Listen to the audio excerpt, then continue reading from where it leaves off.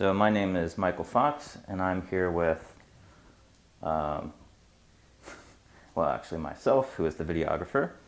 And we're here on behalf of the LGBT Center of Central Pennsylvania History Project. Today's date is March 27th, and we're here for an oral history interview with Russell Boggs. This interview is taking place at his home in Harrisburg. Do we have your permission to record this interview today? Yes.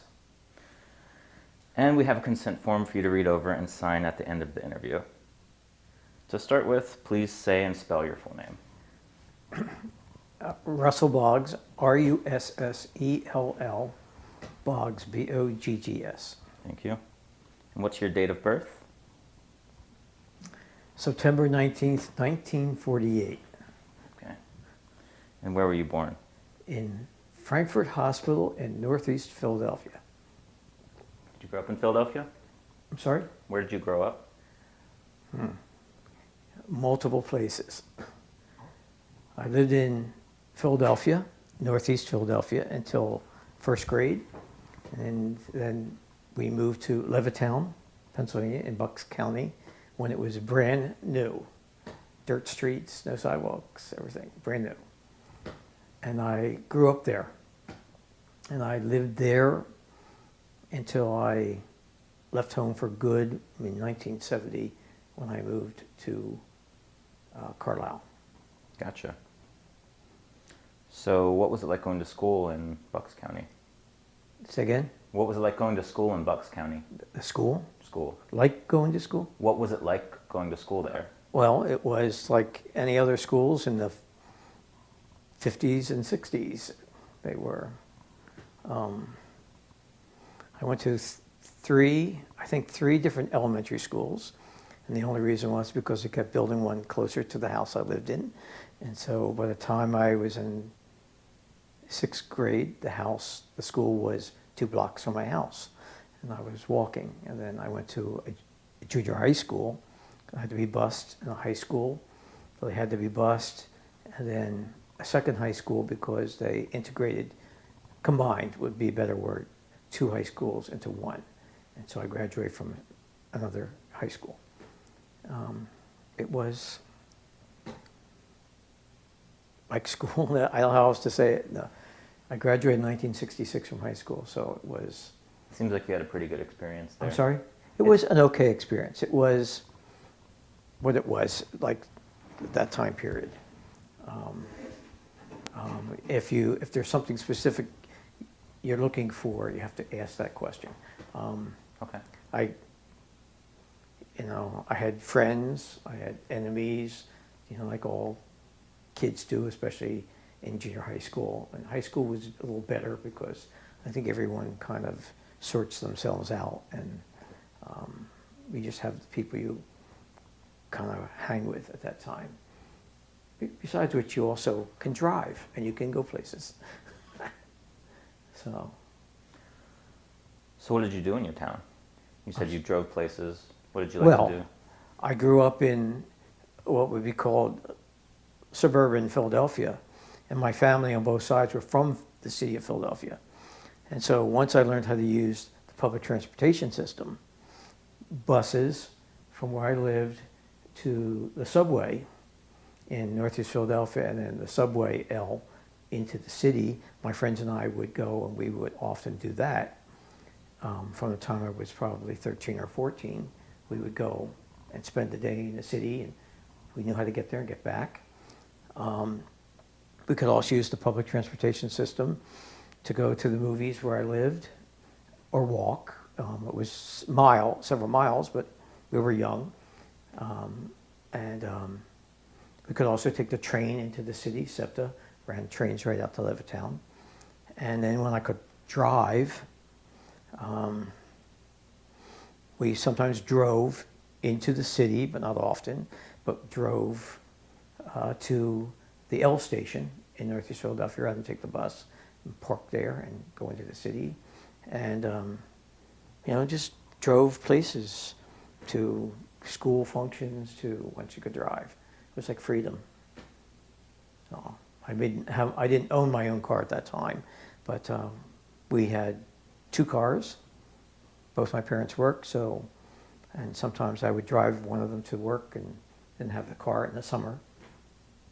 So that's what it was kind of like. I had a group of friends that I hung out with, and both men and male, boys and girls at that time. So we did things, school dances, school things. Was religion part of your life growing up? Religion? When I was very young, I grew up Lutheran, and so I, until I was probably in junior high school, we attended church. We did that kind of thing, and after that, I kind of stopped. So it didn't play an really important part in my life at that time. Once I became like a teenager, I still went occasionally on like holidays and those kind of things. Of course, religion back in those times with families was very different. Mothers went to Mother's Day in the churches. They had corsages. They handed out roses. We were all part of that kind of thing back then. I was confirmed in the Lutheran Church. And also back at that time, yeah, kind of. It was kind of. I kind of did some religion, but I was moving away from organized religion, I think. Were your parents big into religion? No. They were religious, but my mother in particular was a little kind of liberal, even though she grew up Baptist, but she was kind of liberal, and she did not believe very much in organized religion, about a lot of the things that were involved in organized religion at that time. My father was religious in the way that many men were at that time. If you picture the kind of what men were like at that time, the whole masculine persona, yeah, well, we take our family to church, but, kind of thing. I'm imagining stoic. Stoic? Yeah. My father was conservative, Republican. I think the term that was often used was stuffed shirt, very proper. My mother was much more liberal, much more informal, it was a very interesting dynamic. How did you fit in that between the stuffed Well, shirt and the liberal? At that time, if we're still talking about that time, pretty proper, pretty. The terms like liberal and conservative weren't used in the same way they are today, but very much a rule follower, very much. Yeah, it was a different time. It was. There were generally, in my young people during the time when I was in high school and all, were typically divided into two kinds of groups. There were the groups that were, today we might call them greasers. They were more the duck-tailed haircuts, the tighter pants, and what were called at the time Cuban heel shoes and pointed shoes, and they were that, and the girls at that time were the big teased up hair and the stuff. That was one group. Then the other group to which I belonged was much more conservative.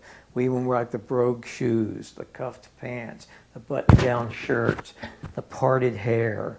And then the girls at that time were more like the plaid skirts, the blouses with the little collars, the hair that was, I don't know what it was, parted and flipped up.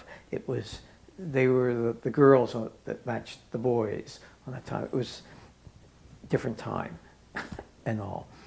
And yeah, so. When did you realize you were gay? Oh, that's an interesting question. I probably always knew it, but I didn't always act on it. Probably from at the time I was in junior high school, which would have been 12 and 13, somewhere in there probably, puberty. So I always kind of knew, I was always attracted to other boys at that time, but also I dated women. In fact, I dated women, you know, and my whole group kind of did, and all that kind of stuff. Had occasional contacts with boys on the side. I don't know how else to phrase that. But yeah, I think that's also not uncommon, even for guys who think they're straight and come out as straight during that time period.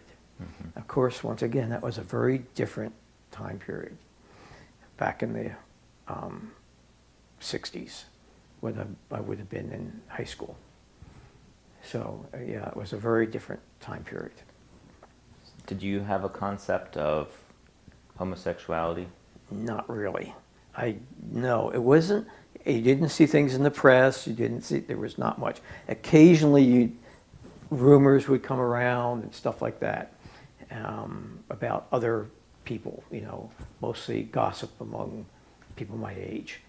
It was never, I never heard any adults talk about it, ever, during that time I can recall.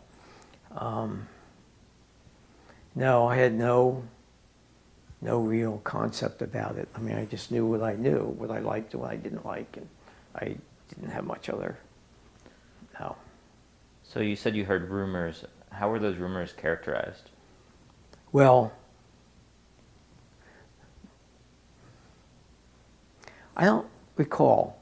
Were they, were they negatively framed? Well, I would say they were, yes. They might have been negative, but they were more like, in the case of, I can think of one. There was a guy who was older than me, and I only kind of knew him because we both went to the same bus stop, waiting for the bus. I didn't know much about him.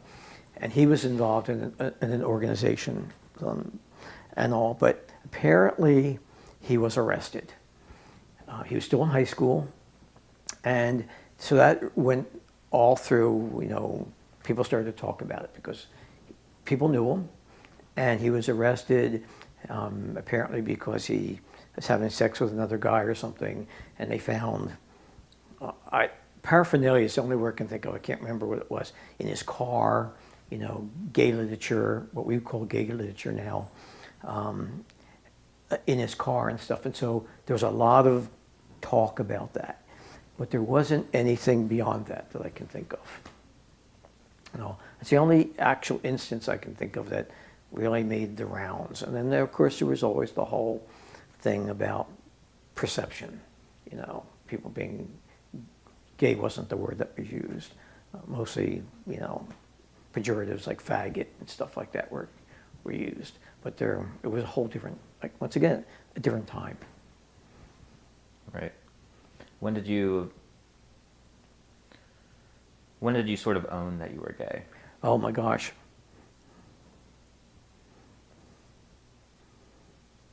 Not so long ago.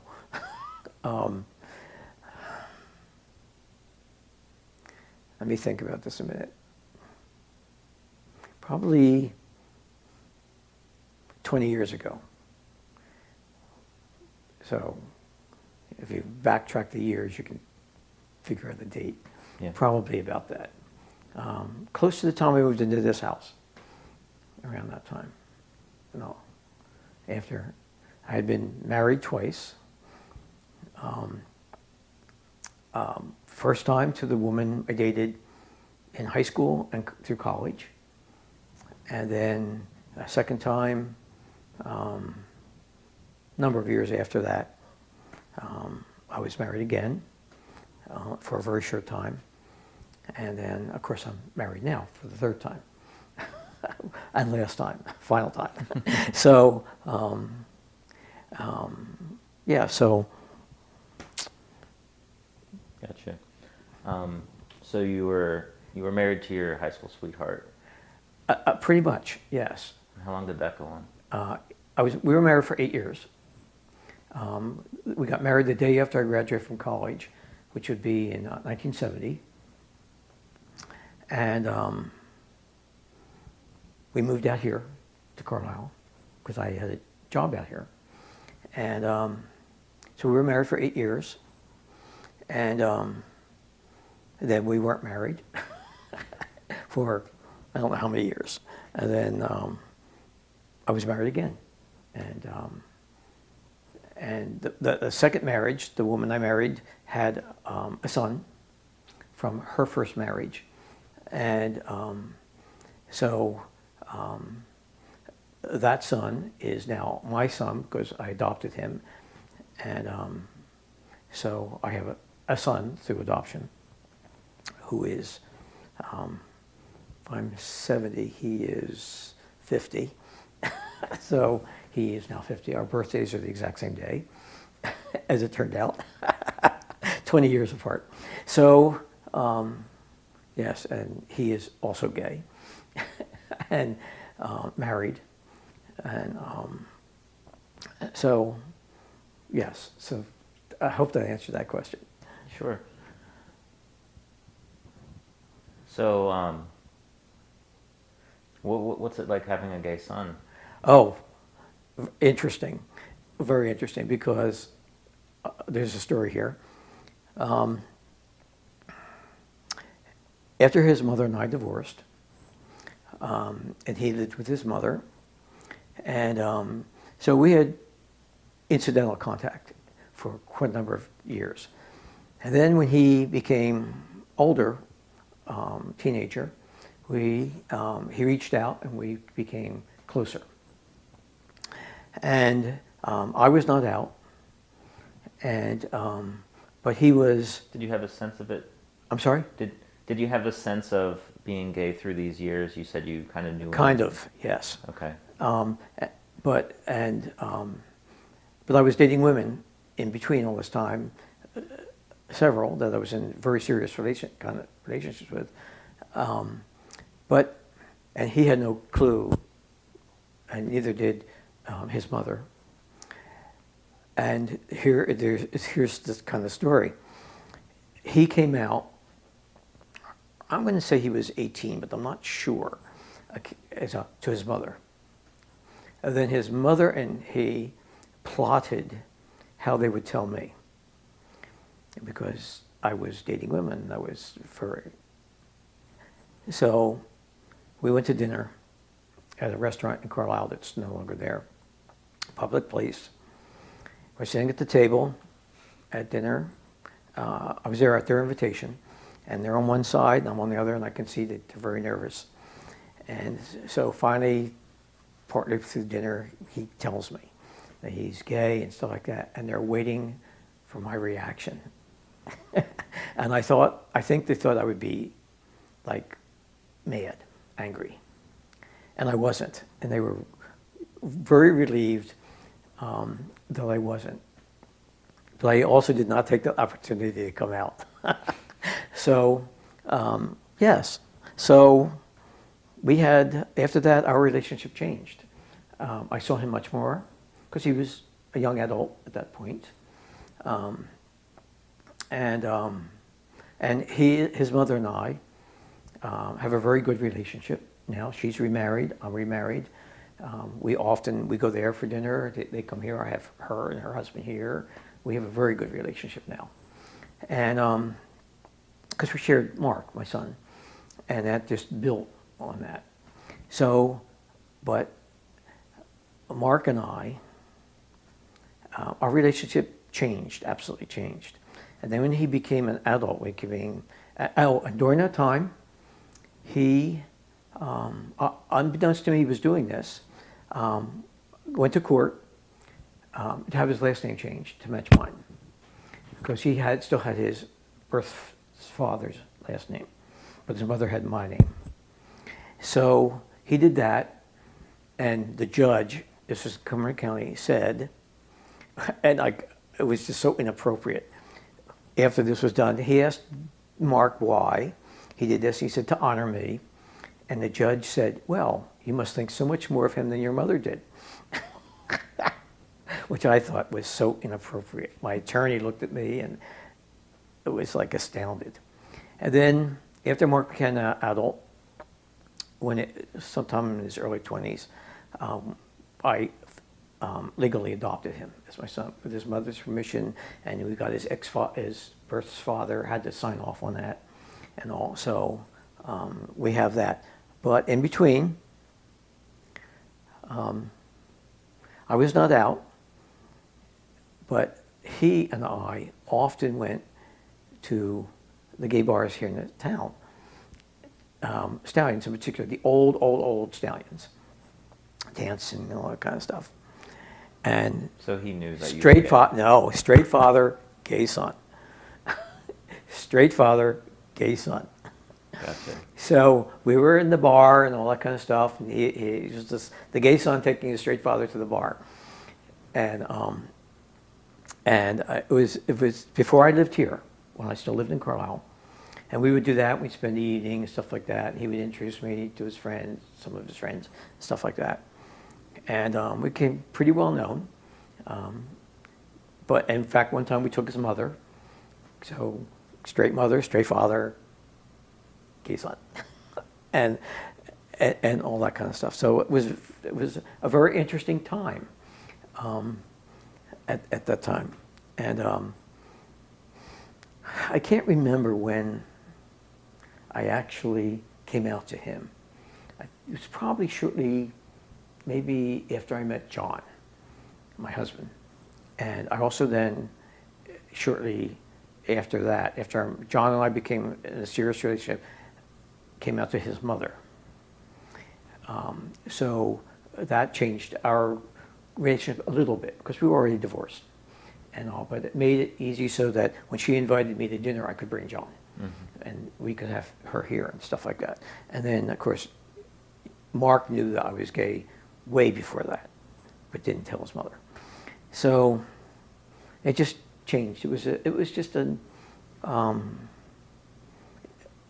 like an evolutionary kind of thing. It just occurred over time. I've never been a big one for like standing up and saying, "Hey, by the way, I'm gay."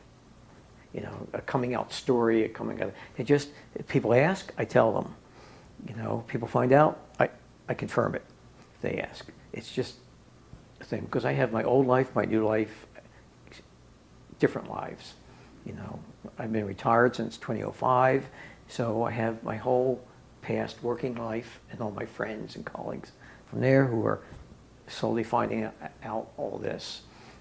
I have my new life and friends, the people who live here when I moved here in the late 90s. I bought this house, and I was in a relationship with a woman who thought she was going to move into this house with me, and when that didn't happen, that relationship fell apart. But it is what it is, you know. So, do you identify as bi or gay? No. Well, yes, I identify as gay. I don't dislike women, but I have no, and there are women I love, but I am not in love with them. And I would never do that again. Been there and done that, and this is my life now. So, what's your husband's name again? John. John. Where'd you meet John? I'm sorry? Where did you meet John? Oh. John's the storyteller. I'm not. He has the whole story. But quite by accident, 2nd Street, 1 street over, I had a friend. We had mutual friends, actually, that I didn't know. I had a party. And I had been at a meeting, so I was still like in meeting clothes. And I was still working. And I went to the party. It was a Mardi Gras party. And I was talking to people, my friends and stuff like that. And I got introduced to John, who happened to also be there. And we kind of met, and then that was it. we didn't see each other again for a while. But apparently he was very interested in me, which I didn't know. But then I ran into him at a bar that used to be downtown called the Neptune, where Rubicon is now. And I was in there with friends. I never go to bars by myself, always with people. And he was there and saw me, so we chatted up and exchanged some information. And then we must have had a date. John knows. He's the story, like I said, the calendar keeper and the storyteller. He would know the dates and stuff. And then so we started seeing each other. I was at that time kind of seeing someone else, a very long distance thing here to Pittsburgh kind of thing, which was just seeing each other as a matter of convenience. So, yeah, that's how it kind of started. Cool. So we were talking about work. You were talking about working. So what was your job? Public school teacher for 35 years, which is what brought me out. Well, coming to Shippensburg is where I went to school. So in 1966, I started there and graduated in 1970. Then I got my master's degree, but I always taught at the same school district in the same building for 35 years.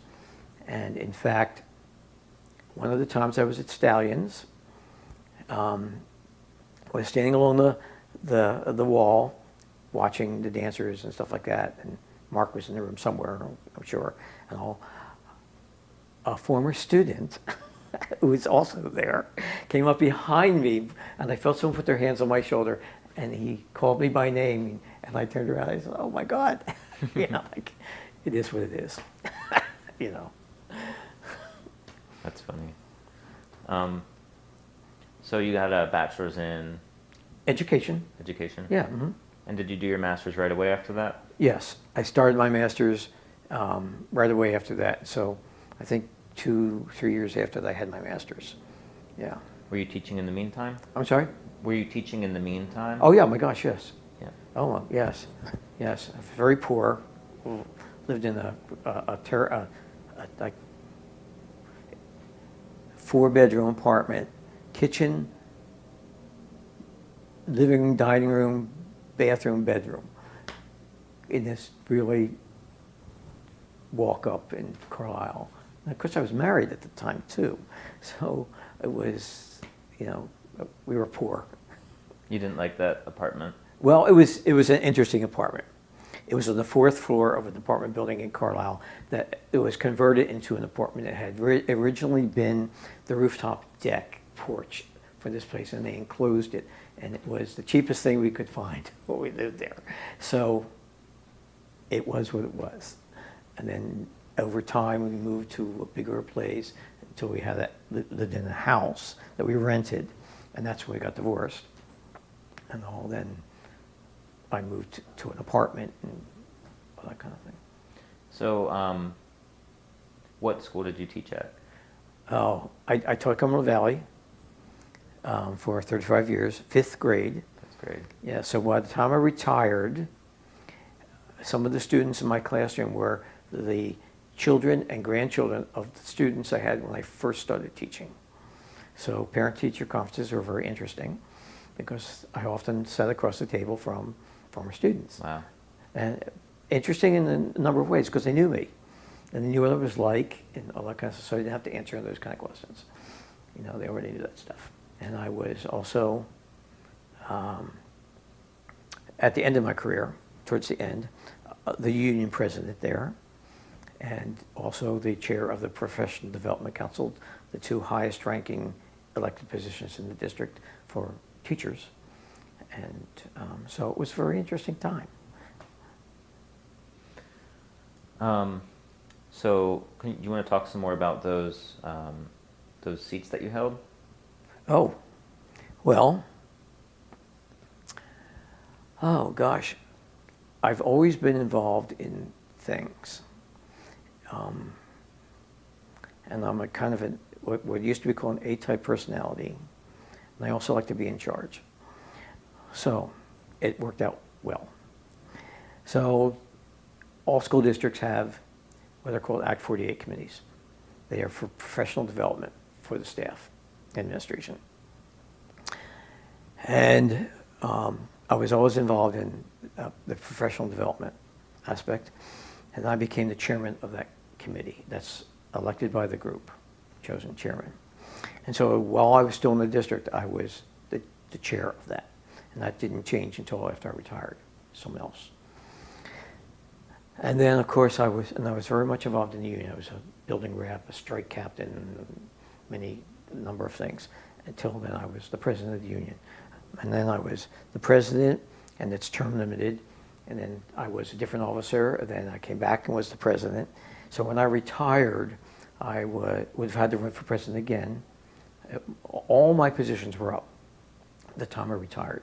And I also held a national position, also, with the NEA, on the Constitution, Rules, and Bylaws Committee. 6 people appointed by the president of NEA. So that was a really nice position. So that also was done. I had been on it 6 years, 2 3-year terms. You can't be appointed again. So everything came up at the same time, which helped me to retire. And I had the number of years and everything. But one of the things that happened to me, this is just a story which occurred to me in close to the end of one of my years. I can't remember what year it was exactly, but it was in the 2000s. I was the union president, and I was in a meeting with the superintendent to talk about things that we talk about. At the end of that meeting, the superintendent got up and closed his office door and says, "I have to tell you something." He said, "I got a phone call from one of the residents in the school district who said that you were gay and that he had seen men coming into your house."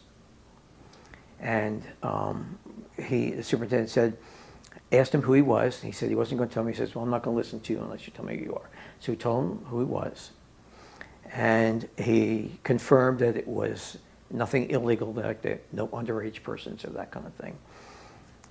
And all. So the superintendent's telling me this and told me the name of the person who used to live in this neighborhood but moved there.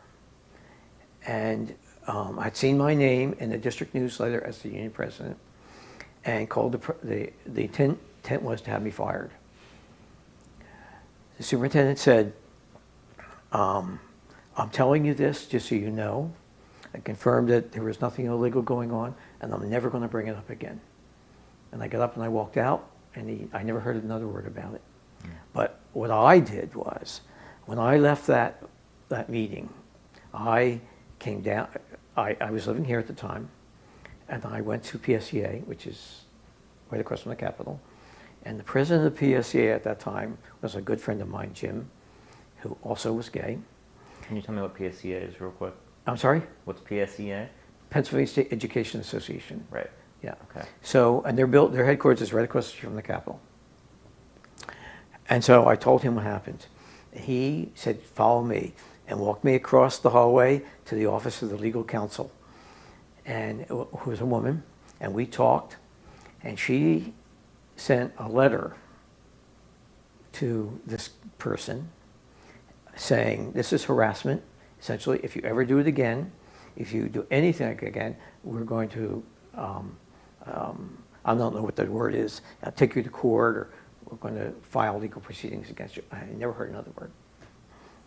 And that's the closest I've ever come to being fired. I mean, to being someone reaching out to have me fired for being gay from another gay man.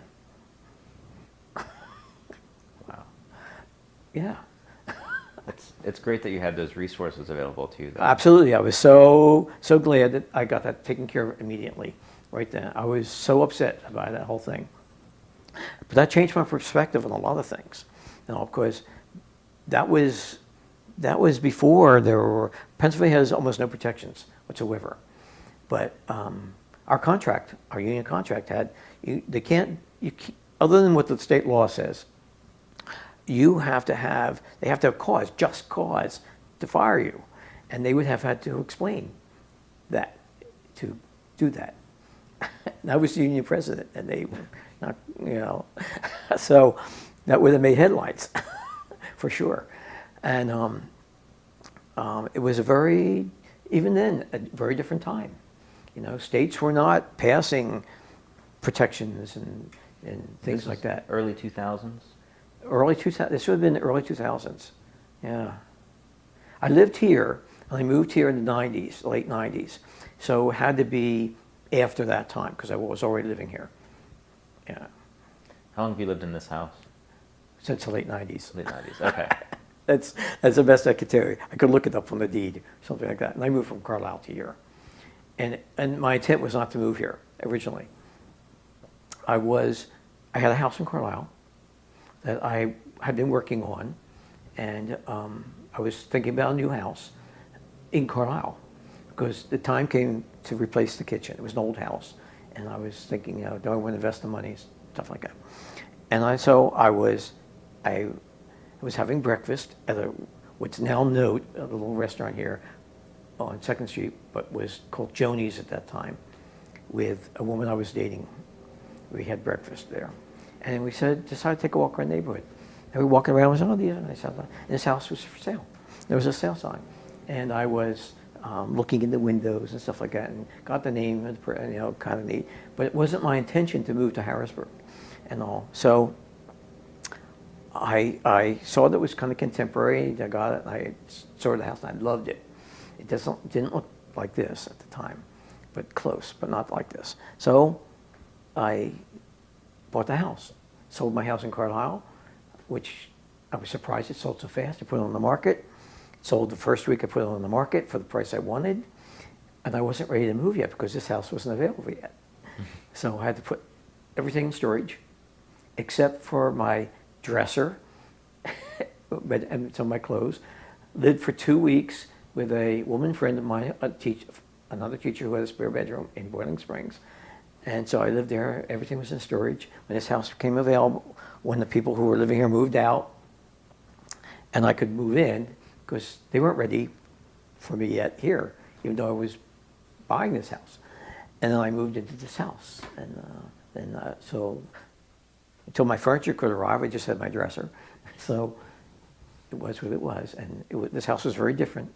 This was open to the second floor from about here over.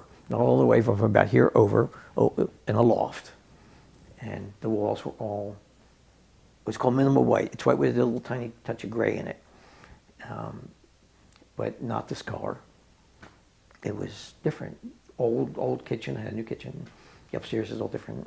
It's new floors all upstairs, all new wooden floors. Very different. Do you know how old this building is? 1900. And I don't know too much about Harrisburg, but is this Historic district. It's the historic. Yes, the outside is is regulated. The inside you can do anything you want, but the outside, anything that faces the street, is regulated. Yeah. Is this a common area for gay people to live? Well, yes and no. When I moved here, I was still teaching, and an older woman, who was teaching a special ed class in my day. When I told her I moved here, she said, "You know, you're moving into the neighborhood." I had no clue. I had absolutely no clue, because I just didn't know Harrisburg. You just had good taste. So I said, "Oh, I'm buying this house."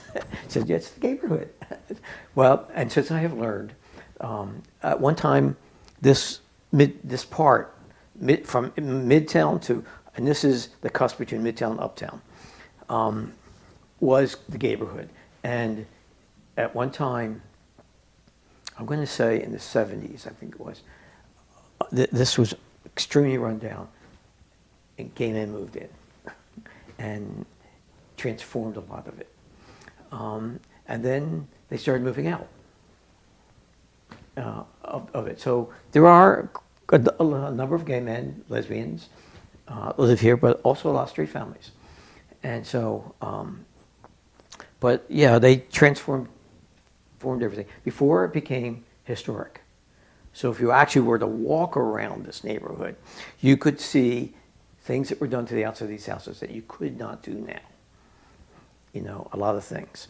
So, but then they started moving out of that neighborhood. They moved wherever they retired. They moved other places, and also it's quite a mix of people. But apparently, at one time, this whole neighborhood, Engleton is this particular neighborhood, Engleton, named after the architect who designed most of these buildings, Engel, was the neighborhood. So that's the best I can tell you about. I wasn't here then. You ended up here by chance. Absolute chance. Yes, absolute chance. I mean, it was a house contemporary is my style, so I was very happy with it. And the changes I've made over all these years, I'm very happy with. And pretty much, it's not a house for persons my age anymore because it's 3 stories in the basement. I'm 70, so 70 and a half to be exact, which is important for banking and taxes, but the half piece. But yeah, it's a great neighborhood. So you were implying too many steps? I'm sorry? Were you implying there's too many steps? Well, it's not I am a recovering broken ankle person right now. I have plates and screws in here. In November, I slipped in front of the Capitol and broke my ankle. I mean, broke it. When it fell, I heard the snap. So this is not a house for an invalid, essentially. So I had a walker, and I cast, and I had a cane for a long time, and a very patient, understanding husband. So, yeah, because when you're like that, you cannot go up and down the stairs easily. You cannot carry things up and down the stairs. So, yes, and that's not the first time. A couple of years ago, I also had an incident and was bedbound, essentially. So these houses are not houses for people who have issues. So I don't right now. I still can't walk as well as I should. I can yet, but could be up to a year, the surgeon said. So, but I get around now. I walk everywhere. I walk downtown to Strawberry Square several times a week. I mean, everywhere. I've always been a walker. So, yeah, I love this house, but we are kind of looking for a house that's the master bedroom on the first floor. But you cannot find them in the city very well, easily. I love this house because my husband is 16 years younger than I am. So it doesn't bother him as much. It's not as much of a concern. But for me, we're kind of looking. Once again, I love this house. So that's the scoop. Huh? House. So the scoop is this house might go on the market at some point. Well, we'd have to find a house to move into first. And I actually don't want to move outside the city limits because I hold a city position. If I move outside the city limits, I have to give it up. Gotcha. So.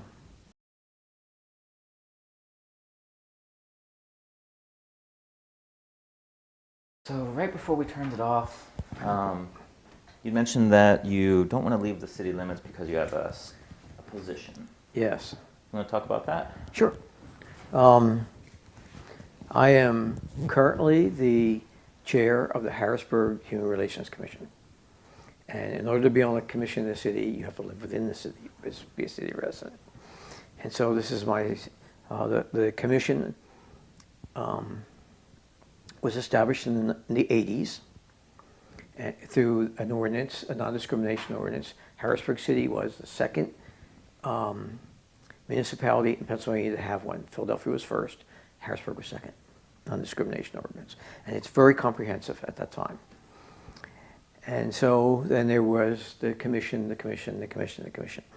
And then during Linda Thompson's administration here in the city, it was defunded and the commission ceased to exist. The executive director retired. She was an older woman. She retired. And then there was no commission. And so, and I was a commissioner on that one also. That's their appointed positions.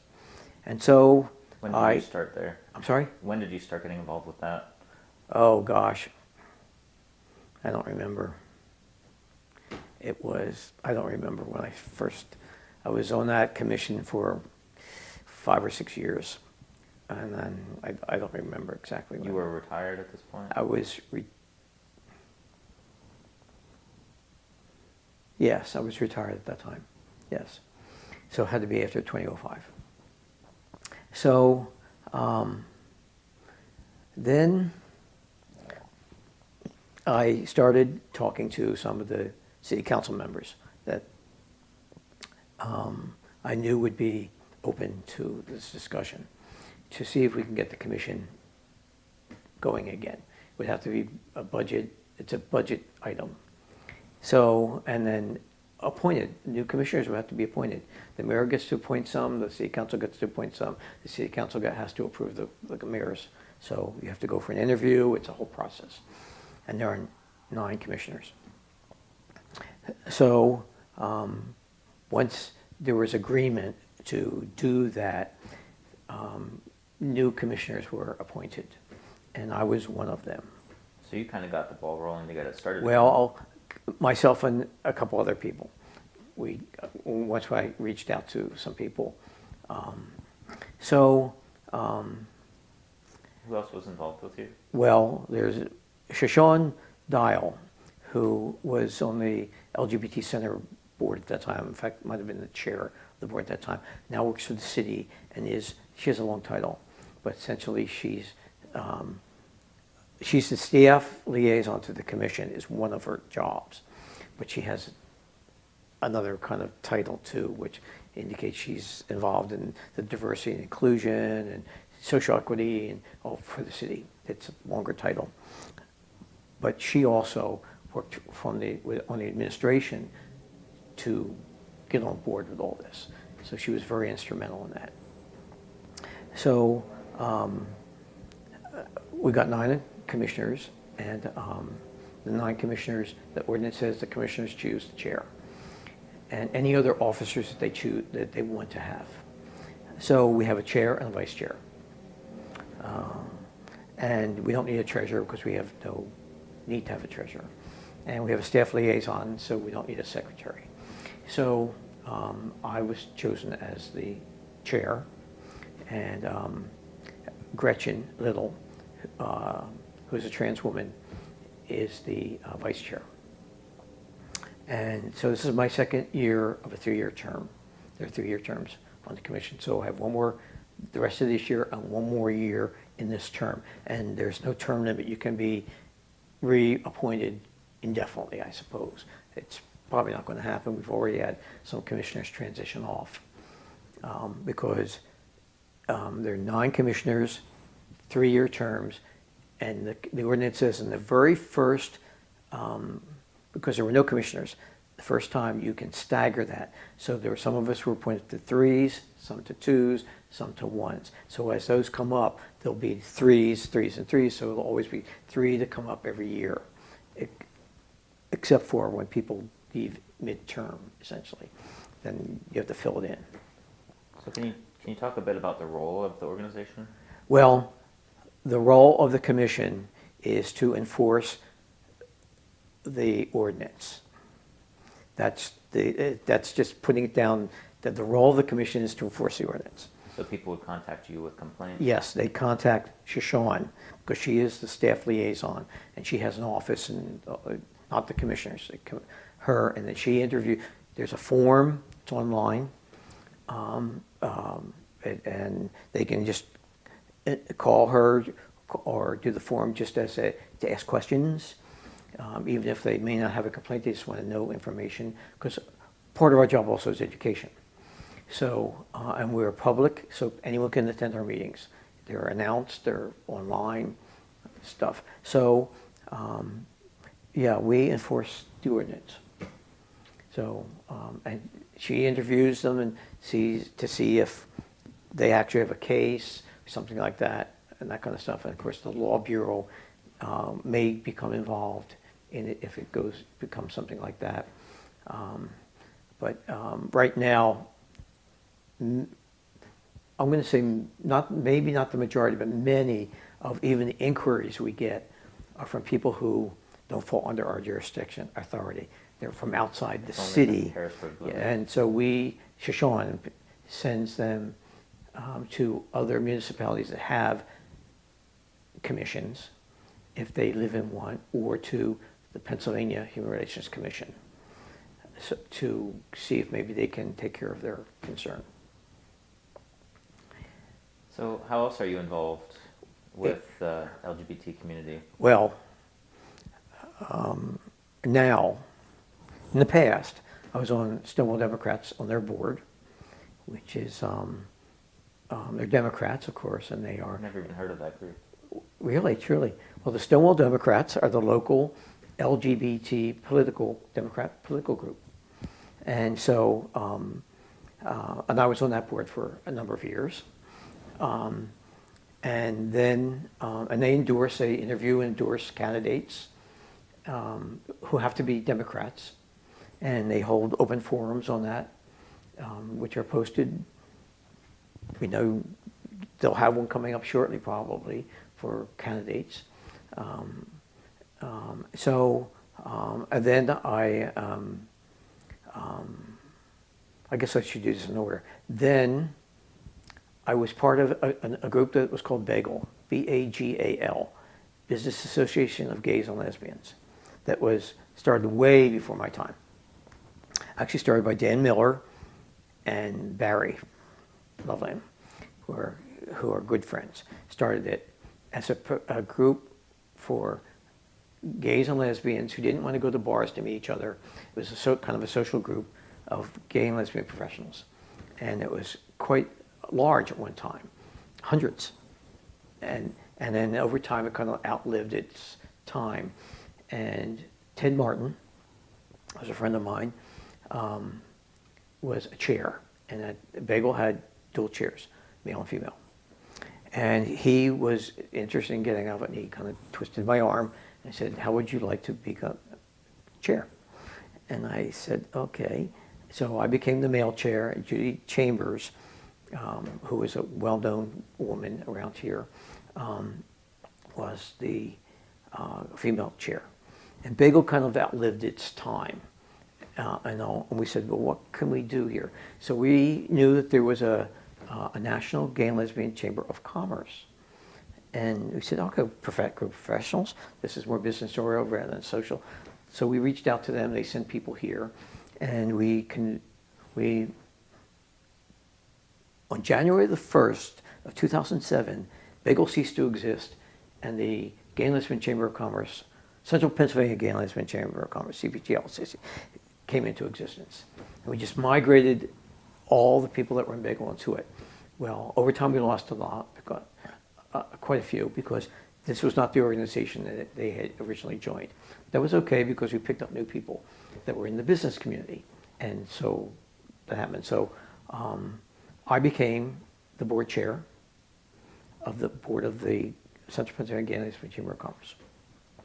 And those were very interesting times. So and I was on that board for 10 years. At the 5-year mark, I told the board I didn't want to be the chair anymore. I started this organization, but it's time for someone else to take that role, and I became the treasurer. And that's a nice transition because as board chair, I already knew where all the money went. So as treasurer, it worked out fine. So I was a treasurer then for the next 5 years. And then at the 10-year mark, I said, okay, it's time for the founding president to leave the board. And so I did. I'm still part of that, still a member and stuff, but I'm not on the board anymore, so it has a whole new board. And last year, it rebranded. And I was on the board when we started that discussion, and I very much supported that. They're now Keystone Business Alliance. They have a new look, a new name, and all, and it's a growing, great organization. Harry Young is the executive director, and he was the board president prior to that. And so they have an executive director, and their office is right down the street at Harrisburg Regional Chambers office on Front Street. We rent an office in their suite of offices. So then when I left that, I picked up, I'm on the board for the LGBT Center.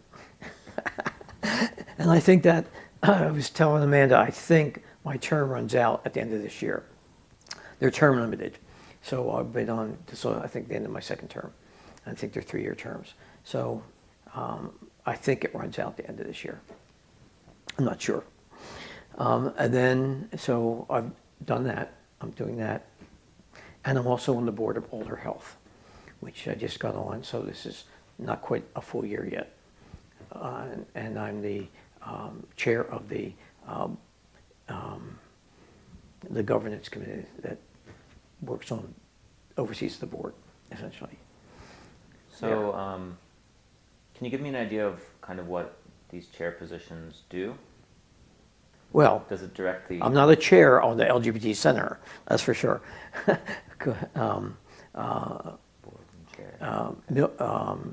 Miller Hoffman is the chair right now. Heidi was the chair prior. Prior to Heidi was Shoshone. Prior to Shoshone was Barb Darkis. Prior to Barb Darkis was Stuart Landon. And I can go back. I know some of the other ones. So on the LGBT Center, I was on the finance committee and all. So now I'm on the board development committee there, starting this year. And that's the committee that also does, very similar to what the committee that I chair. I don't chair that committee, that I chair at Older Health. Nominations and governance is what it's called at Older Health. So that committee vets the board members, is in charge of the strategic plan, see what happens with the strategic plan, with the standard operating procedures which are attached to the strategic plan, to a number of those kinds of things. And that's what Older Health's nominations and governance committee does. The committee that is at the center does not, it vets the board members and some of those kinds of things, but is not in charge of the strategic plan per se. That's a whole different kind of thing there. So they're slightly different, although they have some overlapping authorities, I guess. I don't know what they do, the things that they do. Responsibilities would be a better word. So. How has it been for you working at the center, or working for the center? At the center? Yeah. Well, I don't work for them, but they don't pay me. So it's all these things are volunteers. All of them are volunteers. I don't get paid for anything anymore. So it's been fine. It's been, the center has been transitioning some because way back, I was in the creation of the center were focus groups everywhere around. There were focus groups. Do we want a center? Small focus groups all around the city of LGBT persons. And I was part of that. And then the information from the focus groups was all collated, and there was another group that did that. It wasn't a board, but it was more like a planning group, and I was part of that put together the information from the focus groups to create the center itself. And then out of that came the first board. But there was no building, there was no physical space. It was all just on paper, essentially, and people. And there was quite a debate at that time, because there was not total agreement about what to do next. Because there were the group of people that said, we're going to create the center, and the center is going to cover, I think it covers 7 or 8 counties, and all that kind of stuff. And we're going to keep it virtual would be the word we would use now. We're not going to have a physical space. We're going to create program and stuff like that and be able to have it anywhere we want, and there'll be no actual physical space. Then there were the people who said, no, we really need to have a physical space, an office, an address. We need to have that where people can come and they can meet and all. Well, you see what occurred out of that. We have a physical space and we have staff and all like that. So over time, that's what happened. But it took a number of years for that to happen and all. So And I wasn't on that board in all that time because I was doing the chamber over here. Well, the board, that was over here, but I followed all that kind of stuff. So then eventually I was asked to join the board, and I did. But I gave up one thing to pick up other things. So, cool. So I hope that answers your question. Yeah, it's great. Okay. You asked me to, or you recommended I look at your LinkedIn. Yeah, and my Facebook, yeah, let's see, yeah. Yeah, and I noticed that you got a recommendation from John Ski. From? Hack. Oh, Ski. Yeah. Yes. Are you? Do you know him? I do, yes. Yes. Also a gay man. I mean, he's very open about it. I went to Hack. I have an Yes, associate from there. I love it. and his husband, Steve, Yeah. who's a fantastic artist. I love his artwork. I wish I could afford it. But yeah, Ski is like an amazing person, a really amazing person. Of course, we both share the same coiffure, you know, so that puts him on my good side right away. So, but yeah, he's just an amazing person, very, very open, very nice, and I don't know, unless you have a specific question about him. He does amazing work there. The fact that he came and he was open when he was hired. And I recall one of the first things before, when he was in the process of coming here, of being chosen, elected, I guess that is, from the board there, he reached out to the chamber when I was still the president. And we met downtown for a drink to discuss what the LGBT climate was kind of like here, who he might reach out to, and those kind of things. That was the first time I met him, when he was just coming here and all. And he was just like an amazing person. Yeah, they couldn't have done better, I don't think. Yeah, he's great. Yeah, he is. He's very nice. So it seems like you really committed yourself to LGBT causes sort of after you embraced it yourself. Is there a question there? Or is that just a statement? It's called a probing statement, but Okay. I can get more specific. Yeah, I like specific. I like bullet points. I like specific. So, so when did you exactly come out? Oh, you asked me that earlier. So it's been just an evolution, Yeah. you know, of a slow kind of thing. So I Sometime never before you retired. Yes, I never really came out.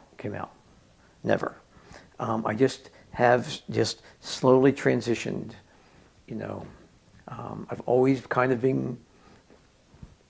known, as I spoke earlier, but I probably shortly before I met John, around 2000, around the change of the millennium. Well, when I moved here in the late 90s, I would say it would be almost a kind of a breaking point, kind of. But I was still working until 2005, although I lived here, but I was pretty much making that complete transition at that time. I was in a kind of, in a relationship prior to John, very short term.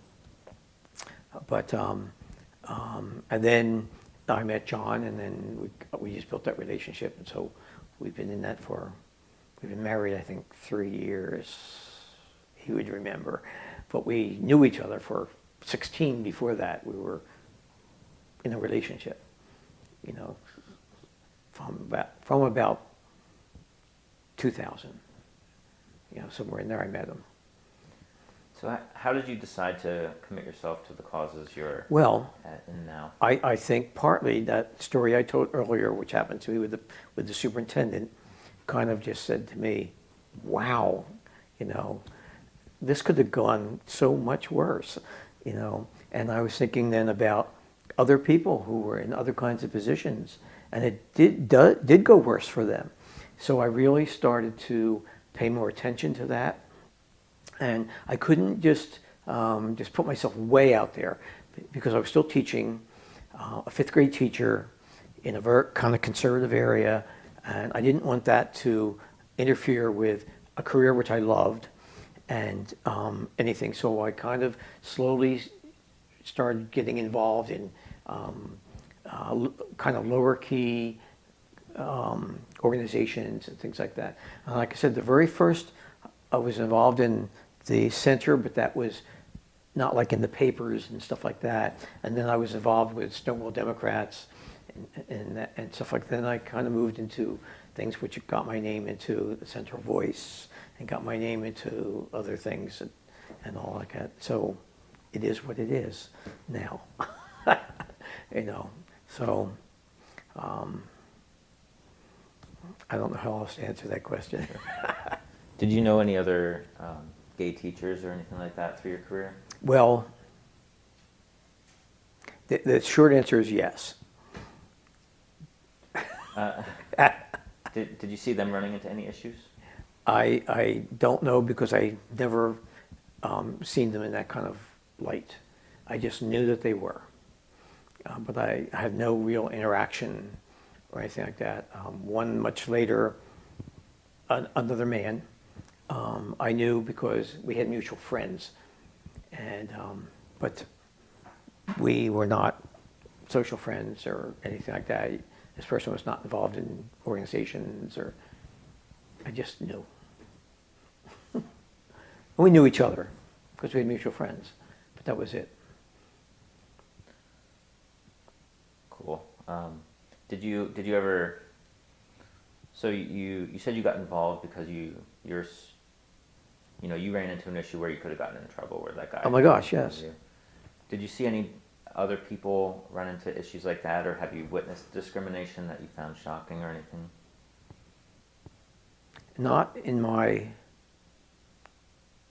work life. I've never. I've not known that at all. And most of the other to answer your question, discriminatory actions of persons, I know secondhand, mostly. I've never actually witnessed it firsthand, anything like that. And I've never had it happen to me other than that. Knock on wood. Yeah, so, and I've been kind of lucky in that way, I think. So what does John do? John? John has an interesting job. He works for a rural electric cooperative, and he's the webmaster, so he does kind of mostly IT things there, but he's not the IT person. So he works, he does a lot of those kind of things. He does research for them.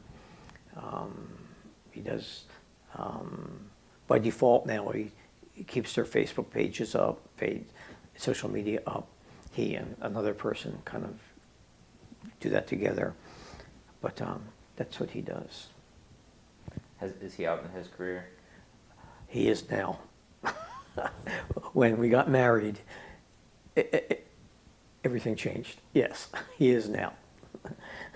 So he has my picture, our dual picture on his desk, stuff like that. Yes. So we had professional pictures taken, and so he has that picture on his desk. So he is out at work, which is interesting because he has no protections. He works in a very, very conservative area, and he has practically no protection. Of course, Pennsylvania has no protections. The county where he works has no protections, and yeah. That's scary. Yeah, well, it is. He's worked there a very long time, and he loves his job. And it's in his hometown, so an hour and 40 minutes from here. So he's out of here a little after 5 every morning, and gets back a little after 7 at night every night. So, but he works 4 10-hour days, so he always has Fridays off, so which is really nice. Which is why I never schedule things for Friday. So,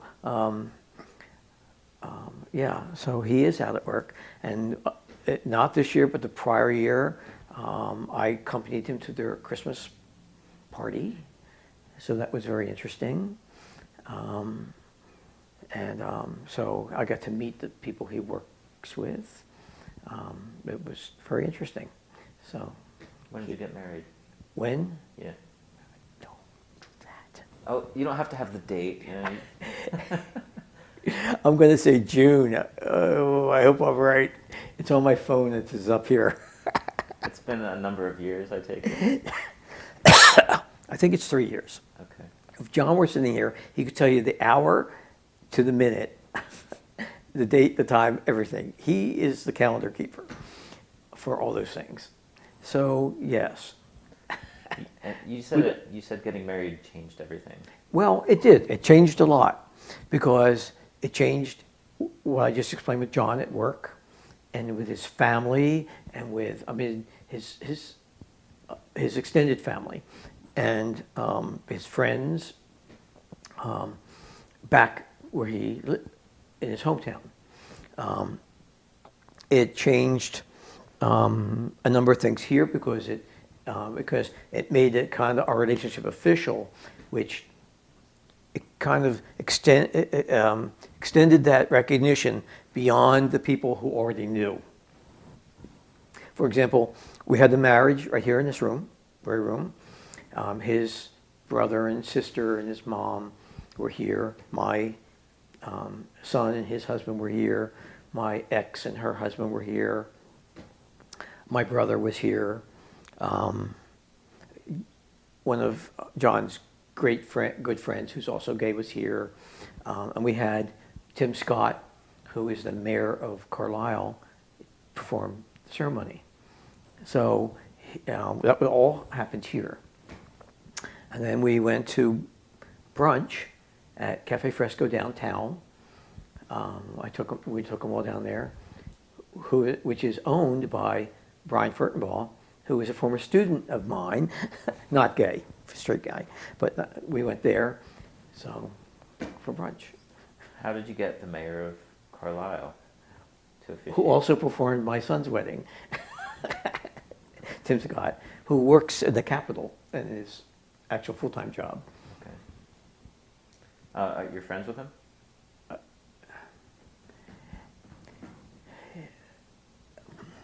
Yes. We're not great friends, but we know each other and we're friendly. So that answer is yes. It's very cool. Thank you. Yeah. So what did you think whenever gay marriage became legal? I was very happy about it. Pushed a lot for it, as much as I could with like our legislators, our federal legislators, politicians, just talking to them when I would see them, that kind of thing. Pushed, talk general people, and it's not surprisingly, I guess, there were a number of gay people who were not so thrilled that they, we don't need that. We're fine the way we are.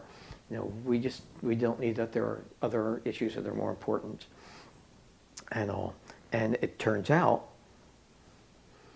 that many of those persons who were kind of naysayers or just, it doesn't matter kind of things are now married themselves. Because there are huge benefits to it. Besides the recognition benefit and those kind of things, there are over 1,000 federal benefits to being married that have to do with money and recognition and all those kind of things. There are inheritances. There are all those kind of things beyond that. And sometimes you have to talk to people about those things when they say, okay, we're happy the way we are, we love each other, blah, blah, blah, that kind of thing. And then you have to point out, there are these other things too, that will matter to you at some time, because you would, I'm sorry? People become happy with the status quo. Yeah, they do. And you read about even famous persons who are quite wealthy, who are famous, either lesbians or gay persons, mostly gays or lesbians, and their partner, and they have a fantastic life, they've got lots and lots of money and all, and one of them dies. and the inheritance tax, because legally they weren't recognized as there's no legal bond there. And so they have this huge, and they become poor. They lose the house, they lose this. The other relatives step in and take the body, and the stuff. And this other person who was living together, they had this great life, is now sometimes destitute or this kind of thing because they never made that legal bond, So, and all. So, what other changes have you seen over the years? Have you seen progressive changes, like along the not to the degree of marriage, but have you seen how have you seen culture progress? Well, around? There has been some. Let's take Pennsylvania for example. We are probably on the cusp right now of maybe getting, I think it's called the fair something. Well, I can't think what it is. It's essentially an addition to the Pennsylvania Human Relations Commission's list of protected classes. We're closer than we have ever been now that Darryl Metcalf is no longer the head of that committee that and has it bottled up, because we may get that. Maybe not this year, but maybe by next year. And the governor has already said he would sign it. So we're closer than we ever have been. I don't know the exact number. I know people who would know that number, but I'm not one of them. Municipalities, individual municipalities in Pennsylvania are adding non-discrimination laws to their ordinances. Now, to the list of ordinances. Borough and township after all around Pennsylvania are starting to add that. So we're building that up. But you could go, sometimes, just cross this invisible barrier and end up losing all your protections, crossing from one township to another, in Pennsylvania. Of course, the federal I would be shocked if we would get it. The House is going to pass it, but the Senate is totally iffy about it. And we don't even know if this president would sign it if it made it there, because he has done nothing but scale back our protections.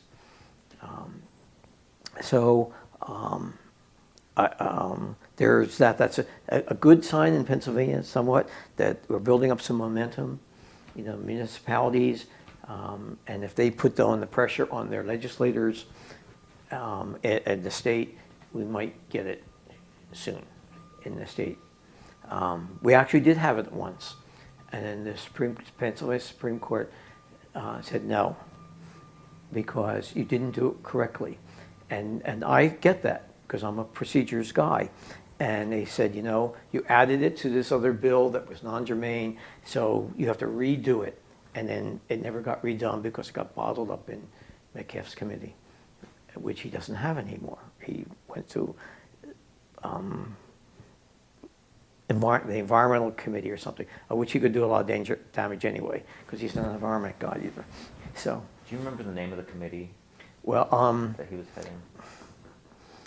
It's something. The committee has to do with governance or something. I can't think of its title, but the person who would be a Republican, because they're in control, and they get the committee chairs, is much more likely to have the discussion and maybe to actually come up for a vote and go to the floor. And we probably have, from just things I've heard, the votes on the floor for it to pass, but it has to get there first, and they get bottled up in the committees, those kind of things. So we'll see what happens. What else would you like to see change?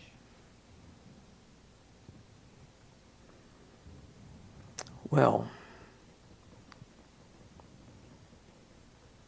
I don't know.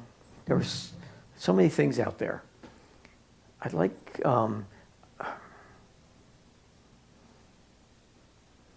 don't know how to say this, the discussion around the whole trans concerns, I'd like that to take a more positive kind of note. It often comes up as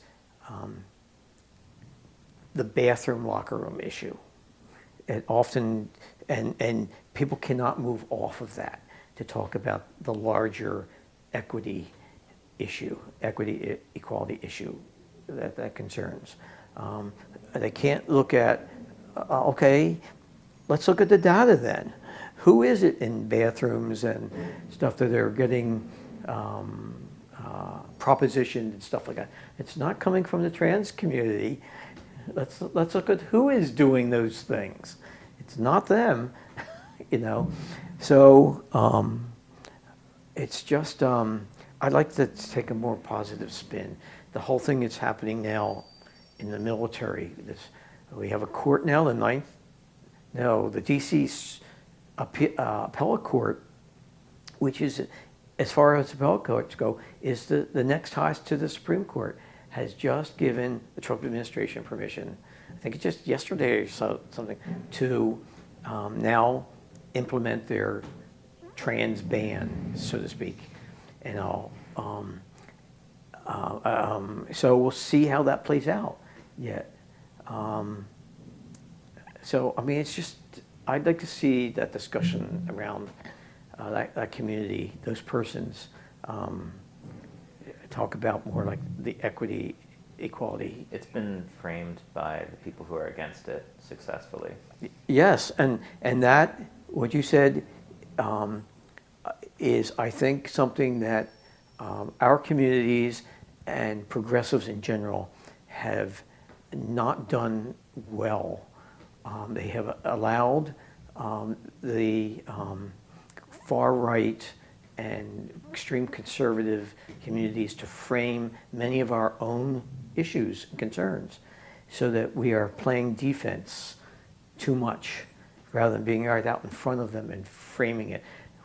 Let's just take the word liberal, for example. It has in many places become some kind of pejorative term, you know, when it's not.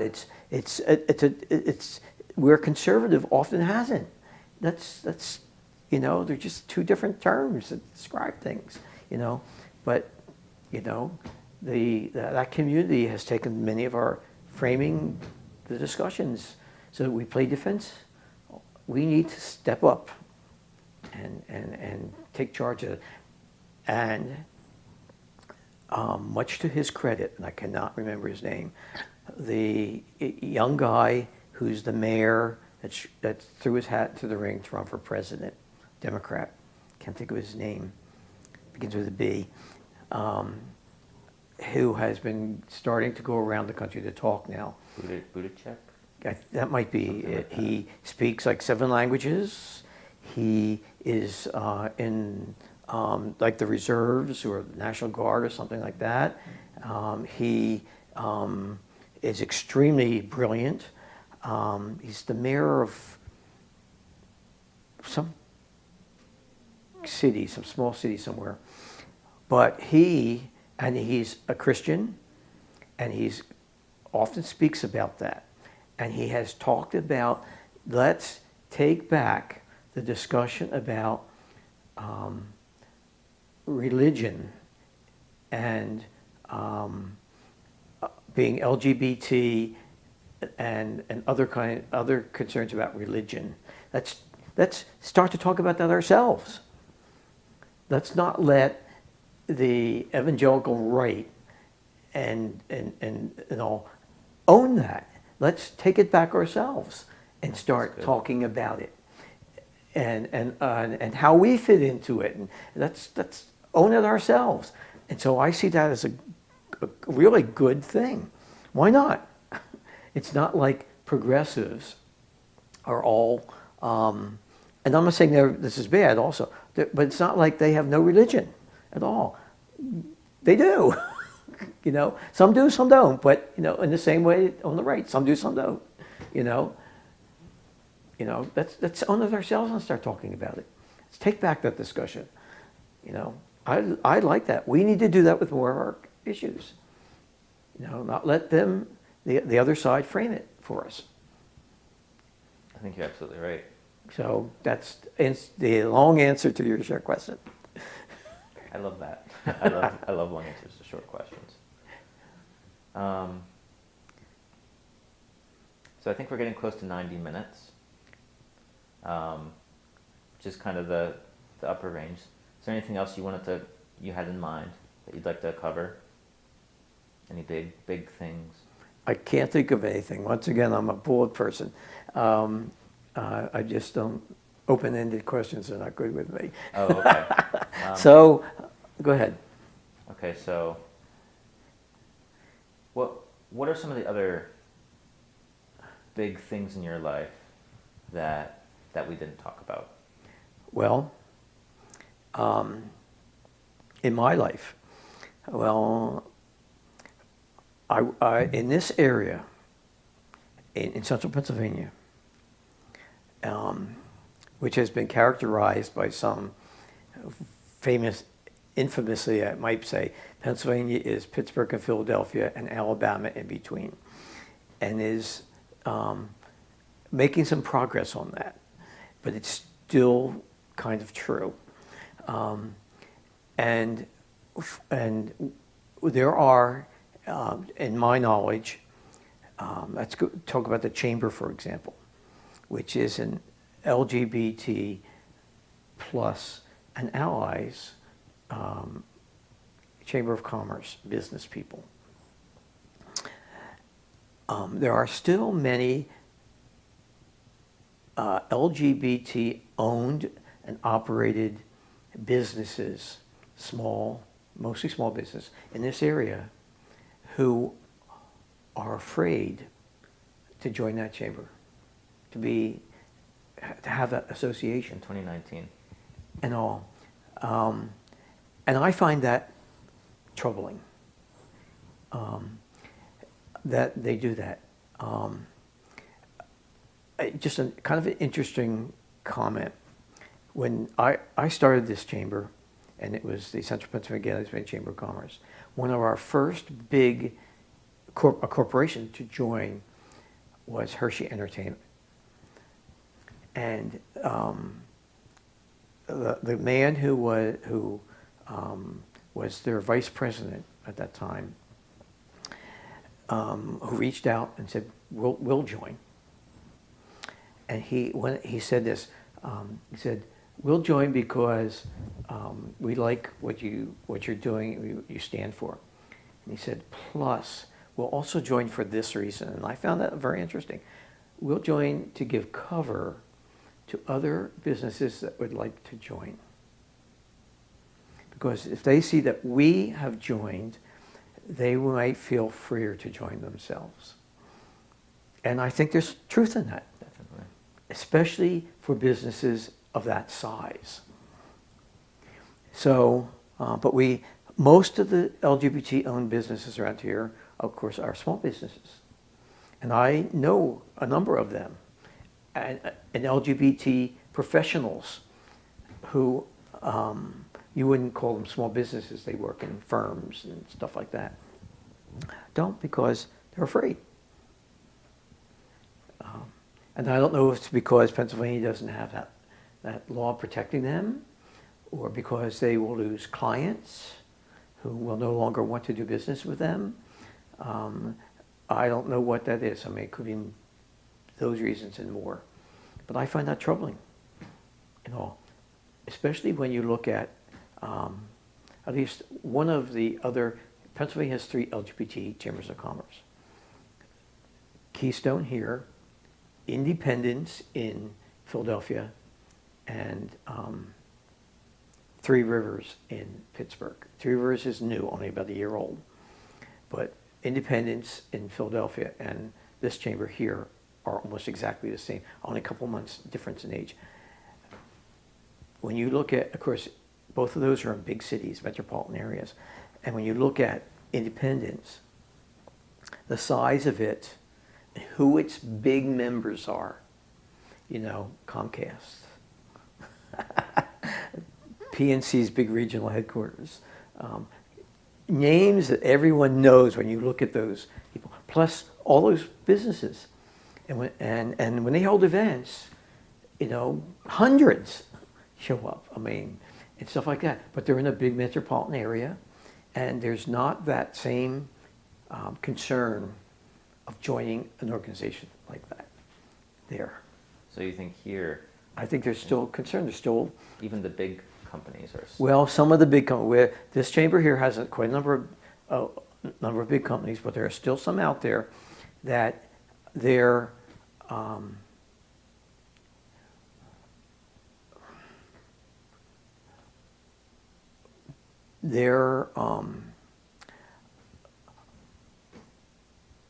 I don't know whether it's like sister or brother company that is also in Philadelphia and has joined but won't join here. There's, so they have a location here, they have a presence here, they have offices here, and they do in Philadelphia too. Philadelphia joins, but they won't here. So, would you say that they're matching what they perceive to be public opinion? It could be public opinion. It could be individual opinion. I have the business, you're my client, and we're happy with our business. But I come out as joining a gay organization. You're not. You don't like gays and lesbians, so you tell me you're not going to do business with me anymore. You're going to look for someone else, even though we've had a good relationship. Suddenly we don't, because now I belong to a gay organization, and you don't want to be connected with that. You don't want that to rub off onto you and your business. It's like, okay, like there's some kind of gay dust that's gonna, So we have more of that problem in Central PA. We do. It's getting better. I mean, it's absolutely getting better. But there's still, I think, some of it. Yeah. I think so too. And I'd like to see that, like I said, it's getting better. I think younger gay people, LGBT people, feel freer in general to be who they are. And I hope that continues, because I've been just reading some research online lately that across the United States, opinion about LGBT equality rights is declining. Where a couple years ago, the percentage of people that were in favor of that, now it's a little less. And I think, my opinion, it's because in the current climate, people feel freer to discriminate, to say awful things, to do awful things. They feel freer to do that. Where a couple years ago, they might have pulled back and said, okay, it's to my benefit to say I am for this and stuff like this. Now they say, you know what, I really don't care. I feel free. I can say, all along I've been against it. I think they just feel freer. We see it everywhere, I think. I think that makes a lot of sense. I'm sorry? That makes a lot of sense. Yeah. And so it's starting to show up now on data that surveys that people are getting, it's starting to show up some. Maybe that's the political correctness people talk about, that they felt they couldn't be open about their discrimination before. Absolutely. I think that may very well be part of it. And that's disturbing. 2 steps forward, 1 step back kind of thing. But it'll get there. I have to think positive about it. I think eventually, maybe not in my lifetime, but I think we will get there. I think it seems to be incremental. There are persons that would like it to, and it's done and over, we have everything. Sometimes it would be beautiful if that could happen, but it's not going to happen. I don't think it will happen that way. It won't. It'll be incremental, and it will take a lot of work. Continuous work. I was going to say marriage came in a big bang, but it really didn't. It absolutely did not. State after state after state started doing it until we got what I would almost say is a critical mass. States, and those states have senators, and they have congressmen and stuff like that, and all. And so the people that sit on the Supreme Court, the justices, are not blind to that also. there was a cultural shift occurring. And like I said, they're not blind to it. They don't just sit up there and not read papers and not see the news and not go out to their stores to buy stuff and have neighbors and all. They know what's happening. We just hope that the opinion that they form from what they see is happening helps us rather than hurts us. And that'll be interesting to see. When John Roberts becomes the swing vote on this current Supreme Court, that's troubling. He's the most moderate of the conservatives on that court now. He's now the swing vote. That's really troubling. We can only hope that RBG has a long, long life. Don't even mention it. We have to hope that she has a long, long life. And I think this kind of underscores how the progress that can happen in states is important in a bigger picture. It contributes to the incremental development and, like, passing the state protection that we were talking about earlier. Which is essentially just an addition to the state's Human Relations Commission's, the law that created them. It's just adding those protected classes to their list of protected classes. Although the commission, much to its benefit, has come out and said, we already believe we do have that. So, but I don't think it's been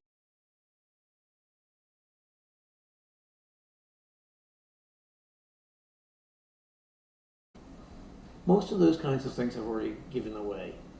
When I left the chamber, and the chamber was making the transition to rebranding and stuff, many of the things, I had Barry come to the office when I was still there, and we went through things from Bagel that were still there, things from the creation of the chamber, things from the CBGLCC, and he took them.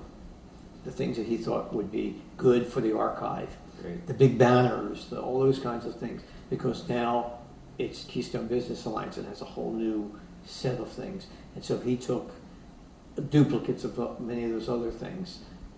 They're all now in the archive. So I made sure that happened before I left. So the answer is all that's been taken care of as much as I know of. Great. Including electronic copies of many things. We just gave him, I don't know whether there was a disk or a flash drive of some of those things, or I emailed them to him. So, Do you know of any others that you think we should contact and interview? oh my gosh, no. No.